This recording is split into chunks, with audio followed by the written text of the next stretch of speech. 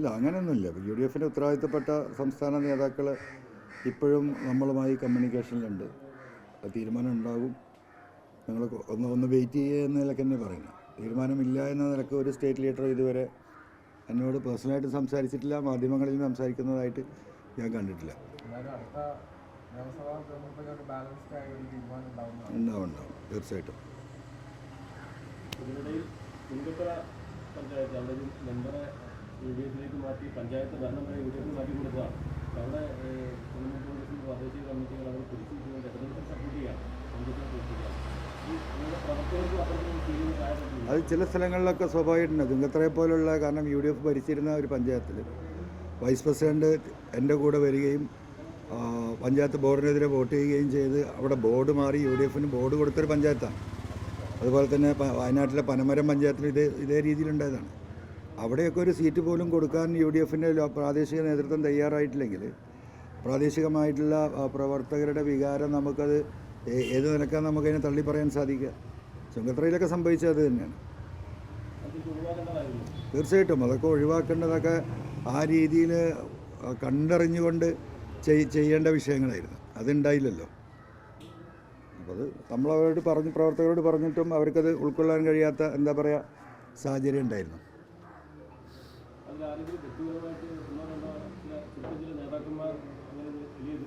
അതിപ്പം ഒന്നല്ലോ, ഇപ്പോൾ ഈ പത്രങ്ങളിൽ വാർത്തകൾ കണ്ടതാണല്ലോ. മലപ്പുറത്തെ ചില നേതാക്കന്മാരുടെ എതിർപ്പിൻ്റെ ഭാഗമായിട്ടാണ് ഈ നീണ്ടുപോകുന്നത്.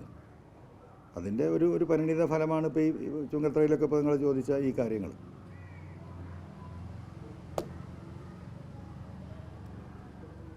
വളരെ ശക്തമായി പറയുന്നത് പാണക്കാട് കഴിഞ്ഞ ദിവസം പ്രശ്നത്തിൽ നടത്തിയ നിർദ്ദേശം അങ്ങനെ കുത്തിവെച്ച് കൊണ്ടുപോകുന്നു, സഹകരിപ്പിച്ചു പോകുന്നു, അത് തീരുമാനം എടുക്കുന്ന നേതൃതലത്തിൽ പറയുന്നു.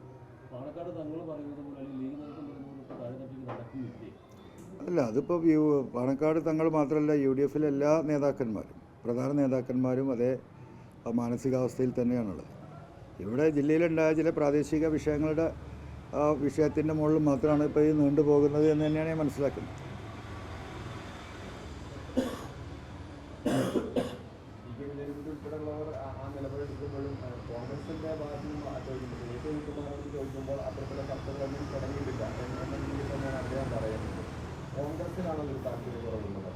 അല്ല, അങ്ങനെ പറയാൻ പറ്റില്ല.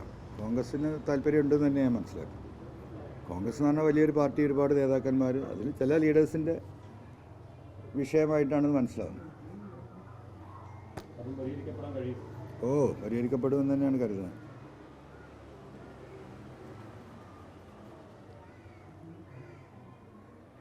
ഓക്കെ. ഇല്ല, അതിപ്പോൾ നാളത്തോട് കൂടിയിട്ട് നോമിനേഷൻ സ്ക്രൂട്ടിനും കൂടി കഴിഞ്ഞാൽ നമുക്ക് അതിൻ്റെ ഒരു കൃത്യമായ ധാരണ കിട്ടും.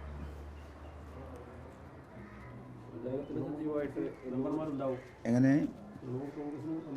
തീർച്ചയായിട്ടും പിന്തുണക്കുന്ന സ്വതന്ത്രന്മാരുണ്ടാവും.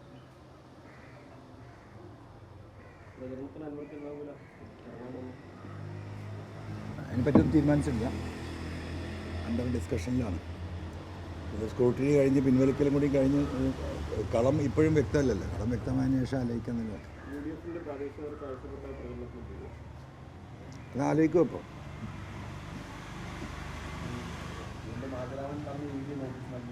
അല്ല,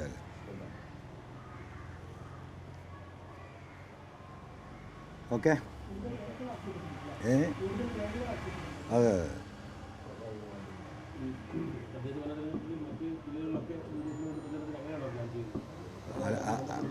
ആലോചിച്ചുകൊണ്ടിരിക്കുക. അല്ലാത്ത ഡിസ്കഷൻ നടക്കുന്നുണ്ട്. എന്തായാലും ഇപ്പോൾ ഈ 24-ാം തീയതി കഴിയുമ്പോഴേക്കും ഇതിൻ്റെ ഒരു തീരുമാനം പറയണമല്ലോ. അത് യു ഡി എഫ് ലീഡർഷിപ്പ് പറയും തന്നെയാണ് കരുതുന്നത്.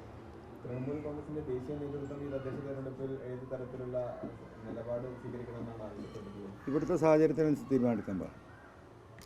ലോക്കൽ സാഹചര്യത്തിനനുസരിച്ച്. ഓക്കെ. ഈ പിന്നെ ഒരു കാര്യം കൂടി, ഇവിടുത്തെ നേതാക്കളെ പരിഗണിക്കാത്തൊരു വിഷമം സംസ്ഥാന നേതൃത്വത്തെ അറിയിച്ചിട്ടുണ്ടോ? അറിയിച്ചിട്ടുണ്ട്. തീർച്ചയായിട്ടും നമ്മൾ അറിയിക്കുമല്ലോ. അതും ചർച്ചയിലാണ്.